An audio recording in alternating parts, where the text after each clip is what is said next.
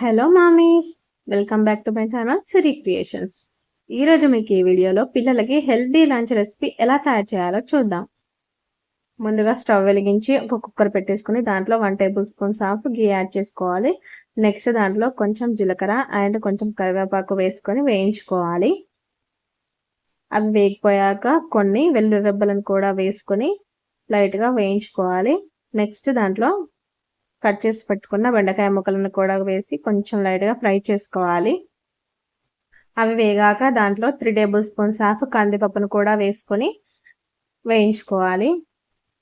Next దాంట్లో ఒక చిన్న టమాటో ముక్కను కూడా వేసుకొని మంచిగా కలుపుకోవాలి.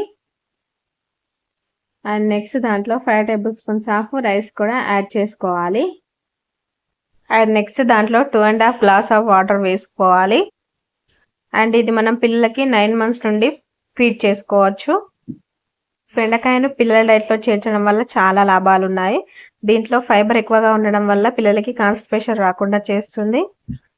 అండ్ నెక్స్ట్ ఇప్పుడు దాంట్లో కొంచెం పసుపు అండ్ కొంచెం మిరియాల పొడిని కూడా యాడ్ చేసుకొని మూత పెట్టేసుకొని ఒక 5-6 విజిల్స్ వచ్చేంత వరకు ఉడికించుకోవాలి.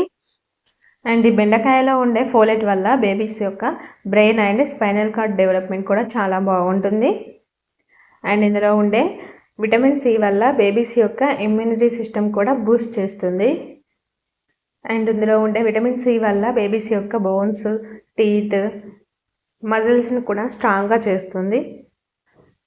చూసారు కదా, ఎంతో హెల్త్ బెనిఫిట్స్ ఉన్న బెండకాయతో పిల్లలకి హెల్తీయెస్ట్ లంచ్ రెసిపీ ఎలా తయారు చేయాలో.